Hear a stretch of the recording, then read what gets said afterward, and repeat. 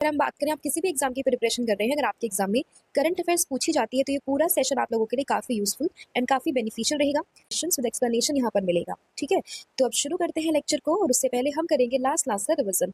तो last class में हम लोगों ने देखा था कि क्लच शतरंज चैंपियनशिप सो डाउन 2025 इसका खिताब जीता है मैग्नस कार्लसन ने, और ये पूरा टूर्नामेंट हुआ था कहाँ पे? अमेरिका के सेंट लुइस में। आसियान रक्षा मंत्रियों की बैठक प्लस 2025 का आयोजन ये हुआ है कुआलालंपुर मलेशिया में, जिसमें भारत का प्रतिनिधित्व किया है रक्षा मंत्री राजनाथ सिंह ने। केंद्रीय मंत्री जो है हमारे केंद्रीय कृषि मंत्री जो है शिवराज सिंह चौहान, उन्होंने राष्ट्रीय बीज निगम की अत्याधुनिक बीज प्रसंस्करण और पैकेजिंग इकाई का उद्घाटन किया है नई दिल्ली में। अक्टूबर 2025 में ऑनलाइन शब्दकोश dictionary.com ने किस शब्द को वर्ड ऑफ द ईयर यहाँ पे घोषित किया है? तो ये किया है 67 को, नॉट 67, इट्स 67। फिर एक खगोलविद ने पृथ्वी से 18 से 20 प्रकाश वर्ष दूर एक नए सुपर अर्थ की ग्रह की खोज करी है। इसका नाम क्या है?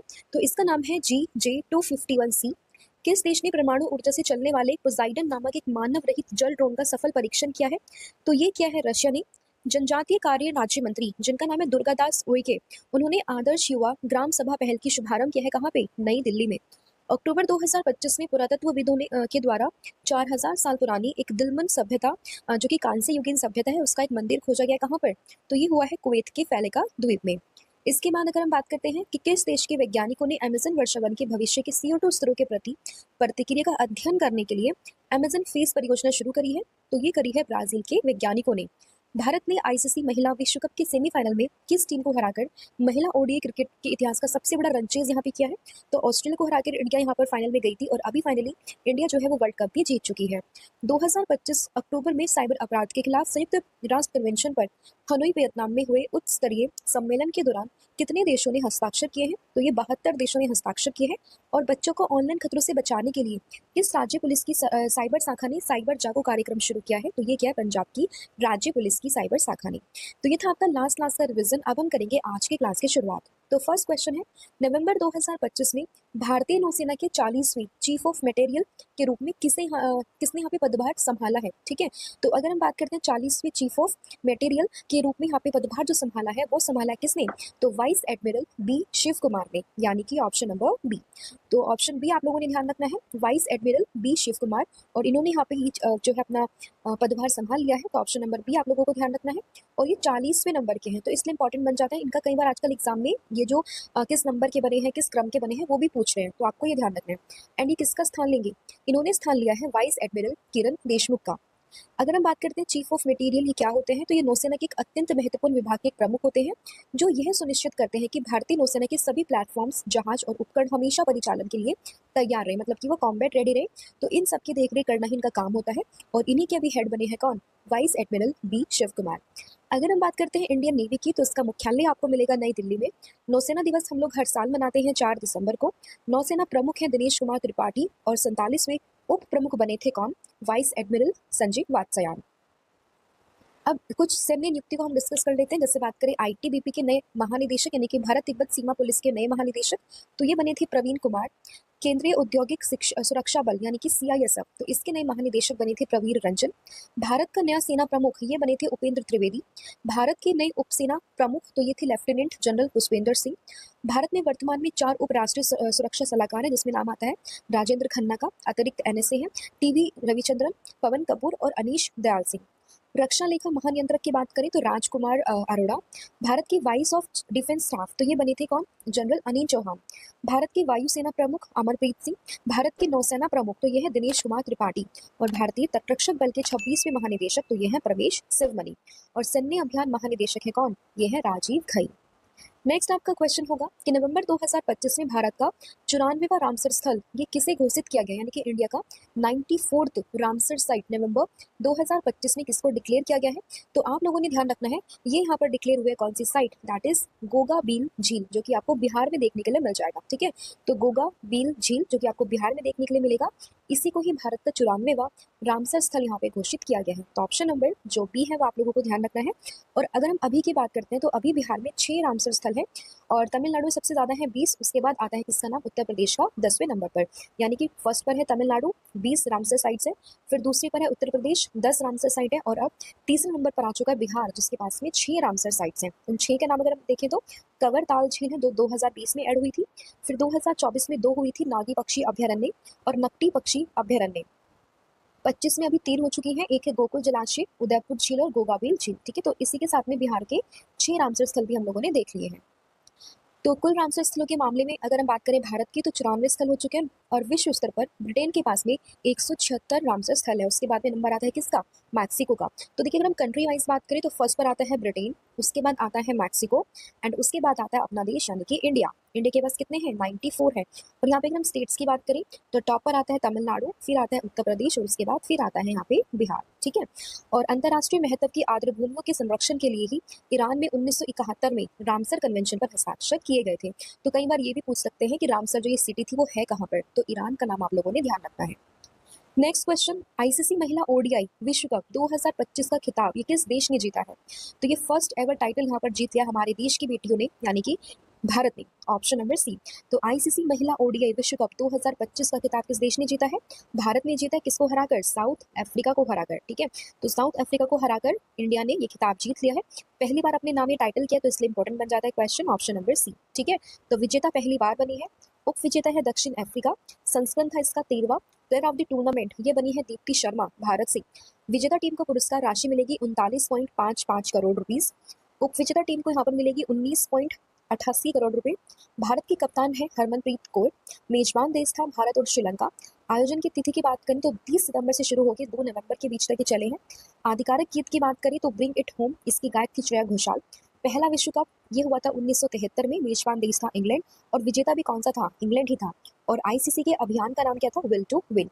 अब यहाँ पे मैंने भारत की कप्तान तो डिस्कस कर ली है, अब आप लोगों ने कमेंट करके ये बताना है कि दक्षिण अफ्रीका की विमेंस टीम की कैप्टन कौन है। इसका आंसर आप लोगों ने मुझे कमेंट करके बताना है। तो देखिए भारतीय जो महिला क्रिकेट टीम है उन्होंने 47 साल के लंबे इंतजार के बाद में महिला वनडे विश्व कप 2025 का खिताब ये अपने नाम कर लिया है, और ये भारत का पहला महिला वनडे विश्व कप खिताब है, और यह भारतीय महिला क्रिकेट टीम का तीसरा वनडे विश्व कप फाइनल था। ठीक है, इससे पहले 2005 में 2017 में विश्व कप के फाइनल में तो वो पहुंची है, लेकिन वहां पर वो फाइनल में जीत नहीं पाई थी, बट अभी फाइनली उन्होंने वर्ल्ड कप को यहाँ पे उठा लिया है एंड उन्होंने वो जीत लिया है। ठीक है, तो याद रहेगा। और 2025 के परिणाम की बात अगर हम करते हैं तो भारत ने दक्षिण अफ्रीका को 52 रनों से यहाँ पर हराया है। भारत ने 298 रन यहाँ पे बनाए थे 7 विकेट के नुकसान पर। सबसे ज्यादा रन बनाए थे शेफाली वर्मा ने 87 रन, और दक्षिण अफ्रीका की अगर हम बात करते हैं तो 45.3 ओवर में 246 रन बनाए थे। सभी उनके आउट हो चुके थे, मतलब ऑल आउट हो चुकी थी टीम। और सर्वाधिक रन किसके थे, लॉरा वोल्वा डेट के। ठीक है, 101 नंबर रन। ठीक है, नेक्स्ट आपका क्वेश्चन होगा यहाँ पे, भारतीय सेना के लिए पहला स्वदेशी रूप से डिजाइन और निर्मित सॉफ्टवेयर डिफाइंड रेडियो ये किस संगठन के द्वारा विकसित किया गया है? तो इसको यहाँ पे किस संगठन ने विकसित किया है? तो आंसर होगा इसका DRDO, यानी कि ऑप्शन नंबर बी। तो जो रक्षा अनुसंधान एवं विकास संगठन है उसी ने ही जो ये यहाँ पे मैन्युफैक्चर्ड सॉफ्टवेयर डिफाइंड रेडियो है इसको यहाँ पे मैन्युफैक्चर्ड किया और इसको डिजाइन किया है फॉर दी इंडियन आर्मी। तो इसलिए ऑप्शन नंबर बी आप लोगों को ध्यान रखना है। तो भारतीय सेना ने अपने पहले स्वदेशी रूप से डिजाइन और निर्मित सॉफ्टवेयर डिफाइंड रेडियो की आपूर्ति के लिए एक अनुबंध पर हस्ताक्षर किए हैं, और ये SDR यानी कि जो सॉफ्टवेयर डिफाइंड रेडियो है ये प्रणालियां रक्षा अनुसंधान एवं विकास संगठन के द्वारा विकसित की गई है, और इनका उत्पादन भारत इलेक्ट्रॉनिक्स लिमिटेड के द्वारा किया जाएगा। ठीक है, एंड सॉफ्टवेयर डिफाइंड रेडियो की बात करें तो ये एक प्रकार का वायरलेस संचार उपकरण होता है जो पारंपरिक हार्डवेयर घटकों जैसे कि मिक्सर, फिल्टर, एम्पलीफायर को सॉफ्टवेयर में बदल देता है। ठीक है, नेक्स्ट आपका क्वेश्चन होगा, कोयला क्षेत्र में पारदर्शिता, नवाचार और दक्षता को बढ़ाने के लिए कोयला शक्ति डैशबोर्ड और क्लैंप पोर्टल को यहाँ पर किसने लॉन्च किया है? तो 2 पोर्टल है लॉन्च किया मिनिस्ट्री ऑफ कोल ने, नाम है कोयला शक्ति डैशबोर्ड एंड क्लैंप पोर्टल, और इन दोनों को ही यहाँ पे लॉन्च किया है जी किशन रेड्डी ने, जो कि हमारे देश के केंद्रीय कोयला और खान मंत्री हैं। तो ऑप्शन नंबर सी आप लोगों ने ध्यान रखना है, जी किशन रेड्डी। ठीक है, जो कि केंद्रीय कोयला और खान मंत्री हैं जी किशन रेड्डी, और इन्होंने नई दिल्ली में ये कोयला शक्ति और स्मार्ट कोल एनालिटिक्स डैशबोर्ड और साथ ही में क्लैंप पोर्टल जिसकी फुल फॉर्म है coal land acquisition management and payment, इसको यहाँ पे लॉन्च किया है। इसको विकसित किसने किया है? तो इसको विकसित किया है राष्ट्रीय औद्योगिक गलियारा विकास निगम लिमिटेड के द्वारा, एंड संचालित इसको किया है एकीकृत लॉजिस्टिक एंड इंटरफेस प्लेटफॉर्म के द्वारा, और इसका उद्देश्य है कोयला संचालन की वास्तविक समय की निगरानी, डेटा संचालित शासन और दक्षता में सुधार करना। ठीक है, तो याद रहेगा केंद्रीय कोयला और खान मंत्री जी किशन रेड्डी जी का नाम, कोयला शक्ति पोर्टल एंड साथ ही में क्लैंप पोर्टल। नेक्स्ट क्वेश्चन होगा, दुनिया की सबसे बड़ी पतंगा एटलस मॉथ ये भारत के किस राज्य में देखी गई है?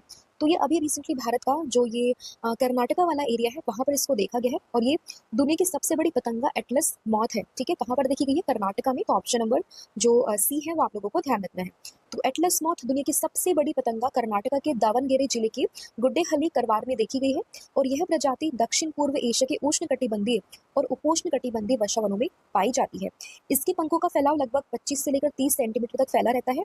ये मोटी ऊनी रेशम फगारा बनाती है और इसकी उपस्थिति स्वस्थ वर्षावन का एक संकेत यहाँ पे दर्शाती है। ठीक है, कहाँ पर देखी गई है? कर्नाटका में। नेक्स्ट क्वेश्चन है, टाइम्स पत्रिका ने 2025 के 100 सबसे प्रभावशाली जलवायु नेताओं की सूची में किस भारतीय को यहाँ पे शामिल किया है? तो टाइम्स पत्रिका की ये सूची यहाँ पर निकाली गई है जिसमें अगर हम बात करते हैं कि 100 सबसे प्रभावशाली जलवायु नेताओं की सूची में यहाँ पे शामिल हुए हैं सोनम वांगचुक, यानी कि ऑप्शन नंबर ए। अभी काफी न्यूज में भी थे ये। तो सोनम वांगचुक का नाम आप लोगों ने ध्यान रखना है और लद्दाख के काफी प्रसिद्ध शिक्षाविद नव प्रवर्तक और जलवायु कार्यकर्ता है सोनम वांगचुक और इनको ही इस बार टाइम्स मैगजीन ने the 100 most influential climate leaders of 2025 की लिस्ट में जगह दी है और इनको डिफेंडर श्रेणी में शामिल किया गया है। उनके पर्यावरण कार्य और नवाचार को टाइम्स पत्रिका ने विश्व स्तर पर मान्यता दी है। हालांकि वे अभी राष्ट्रीय सुरक्षा अधिनियम के तहत में गिरफ्तार हैं, बट इनका नाम यहाँ पे आया है दैट सोनम वांगचुक, तो उनका नाम आप लोगों ने ध्यान रखना है। नेक्स्ट आपका क्वेश्चन होगा, भारत के 90वें शतरंज ग्रैंड मास्टर ये कौन बने हैं? यानी कि इंडिया के 90th चेस ग्रैंड मास्टर बने हैं कौन? दैट इज इलम पार्थी एआर, यानी कि ऑप्शन नंबर बी। तो इलम पार्थी एआर चेन्नई से बिलोंग करते हैं, चेन्नई तमिलनाडु से, और ये मात्र 16 वर्ष की आयु में भारत की 90वें ग्रैंड मास्टर यहाँ शतरंज ग्रैंड मास्टर यहाँ पे बन गए हैं। और अगर हम तमिलनाडु की बात करें तो तमिलनाडु के 35वें ग्रैंड मास्टर यहाँ पे बने हैं। ठीक है, तो याद रहेगा आपको इलम पार्थी ए आर, राइट। तो 16 वर्षीय भारत के 90वें शतरंज ग्रैंड मास्टर दैट इज इलम पार्थी ए आर चेन्नई तमिलनाडु से हैं और वो तमिलनाडु के 35वें, ठीक है, 35वें ग्रैंड मास्टर है। और इलम पार्थी ने अपना अंतिम ग्रैंड मास्टर नाम 2025 की बिजेलना ओपन यानी कि बोस्निया में ये हो रहे थे वहां पर पूरा किया है। और शतरंज ग्रैंड मास्टर शतरंज के सर्वोच्च सम्मान का शीर्षक है जो विश्व शतरंज महासंघ यानी कि FIDE के द्वारा दिया जाता है। ठीक है, और इस उपाधि को प्राप्त करने के लिए एक खिलाड़ी को 2500 की FIDE रेटिंग और 3 ग्रैंड मास्टर मापदंडों को यहाँ पे हासिल करना होता है और इन्होंने यहाँ पे ये हासिल कर लिया जिसके बाद में ये यहाँ पर बन गए हैं भारत के 90वें नंबर के ग्रैंड मास्टर। नेक्स्ट क्वेश्चन यहाँ पे होगा, नवंबर 2025 में संयुक्त अरब अमीरात में भारत का नया राजदूत ये किसे नियुक्त किया गया है? तो भारत के नए राजदूत बने हैं डॉक्टर दीपक मित्तल, कहाँ पर? UAE में। तो ऑप्शन नंबर जो डी है वो आप लोगों को ध्यान रखना है। तो भारतीय विदेश सेवा के 1998 बैच के अधिकारी हैं दीपक मित्तल। उन्होंने संयुक्त अरब अमीरात में भारतीय राजदूत का पदभार यहाँ पे संभाल लिया है और इन्होंने स्थान लिया है संजय सुधीर का। अगर हम बात करते हैं UAE की तो आप इसकी लोकेशन यहाँ पे देख पाओगे जो कि एक एशिया महाद्वीप में स्थित एक देश है। राजधानी इसकी होगी अबू धाबी एंड करेंसी इसकी UAE दिरहम। राष्ट्रपति हैं यहाँ के मोहम्मद बिन जायद अल नहयान। एंड UAE के शहर दुबई में अंतर्राष्ट्रीय क्रिकेट परिषद का मुख्यालय भी आपको देखने के लिए मिल जाएगा, यानी कि जो ICC का हेडक्वार्टर है वो भी आपको दुबई में देखने के लिए मिलेगा। एंड दुनिया की सबसे ऊंची इमारत दैट इज बुर्ज खलीफा जिसकी ऊंचाई लगभग 829.8 मीटर है वो भी आपको UAE के दुबई शहर में देखने के लिए मिल जाएगी। ठीक है, तो याद रहेगा UAE के बारे में कुछ स्टैटिक फैक्ट्स। नेक्स्ट क्वेश्चन होगा, टाटा एडवांस सिस्टम लिमिटेड और फ्रांस की एरोस्पेस कंपनी सैफरन ने भारत में एयरक्राफ्ट लीप इंजन पार्ट्स निर्माण इकाई का उद्घाटन ये कहाँ पर किया है? तो ये क्या है? तेलंगाना हैदराबाद के अड़ीबा कला में, यानी कि ऑप्शन नंबर सी आप लोगों ने ध्यान रखना है। तो अदी बातला आप कह सकते हो उसको, तो वहीं पर ही यानी कि बेसिकली हैदराबाद तेलंगाना में अभी टाटा एडवांस सिस्टम लिमिटेड और फ्रांस की एरोस्पेस कंपनी ने मिलकर ये लीप इंजन पार्ट्स निर्माण इकाई का उद्घाटन किया है। तो ऑप्शन नंबर सी आप लोगों को ध्यान रखना है। ठीक है, बस इसकी लोकेशन ध्यान रखनी है आपको, दैट इज आदिबतला। ठीक है, इंपॉर्टेंट है। तो इस फैक्ट्री में हवाई जहाजों के लिए लीप इंजन के स्पेयर पार्ट्स जो है वो बनेंगे जिन्हें दुनिया के सबसे आधुनिक विमानों में लगाया जाता है, जैसे कि एयरबस A320 न्यू बोइंग, इन सब में इनका इस्तेमाल यहाँ पे किया जाता है।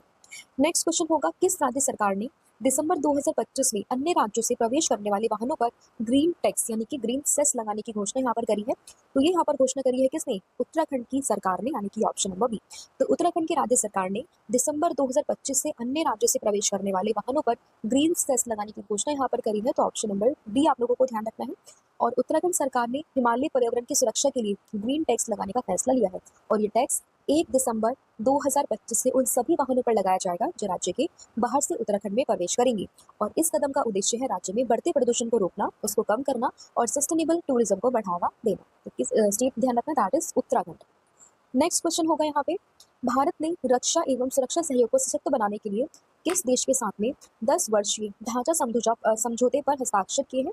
तो 10 वर्षीय जो ढांचा समझौता यानी कि अगर हम बात करें 10 year of defence framework agreement, इस पे किस कंट्री ने यहाँ पे साइन किए हैं? तो ध्यान रखना आपने, इंडिया और इसके साथ में यूएसए, इन दोनों ने ही मिलकर यहाँ पे साइन किए हैं। तो ऑप्शन नंबर ए यहाँ पे करेक्ट हो जाएगा। ठीक है, तो भारत और अमेरिका ने मलेशिया के कोलालमपुर में एक ऐतिहासिक 10 वर्षीय रक्षा ढांचा समझौते पर हस्ताक्षर किए हैं और यह समझौता राजनाथ सिंह और अमेरिकी युद्ध सचिव दैट इज पीट हेगसेथ के बीच में हुआ है और यह समझौता भारत अमेरिका प्रमुख रक्षा साझेदारी के लिए नीति दिशा निर्देशक के रूप में कार्य करेगा। तो याद रहेगा, इंडिया एंड यूएसए के बीच में। ठीक है, इंपॉर्टेंट क्वेश्चन बन जाता है यहाँ पे काफी ज्यादा। तो ये हमने आपके 12 क्वेश्चन का डिस्कशन यहाँ पे कर लिया है। आई होप आपको सभी क्वेश्चन समझ में आए होंगे। स्टिल अगर आपको कोई भी डाउट रहता है तो आप मुझे कमेंट करके बता सकते हो। अब टेस्ट के कुछ क्वेश्चन आप लोगों के जिनका आंसर आपने मुझे कमेंट करके बताना है। तो फर्स्ट क्वेश्चन आप लोगों के लिए, ये आईसीसी महिला ओडीआई विश्व कप 2025 का खिताब किसने जीता? इसका आंसर आपने मुझे कमेंट करके बताना है। सेकंड क्वेश्चन है, दुनिया की सबसे बड़ी पतंगा एटलस मॉथ ये भारत के किस राज्य में देखी गई है? इसका आंसर आपने बताना है। And third one is, Bharat के 90वें ग्रैंड मास्टर यहाँ पे कौन बने हैं? तो इसका आंसर भी आपने मुझे कमेंट करके बताना है। तो ये था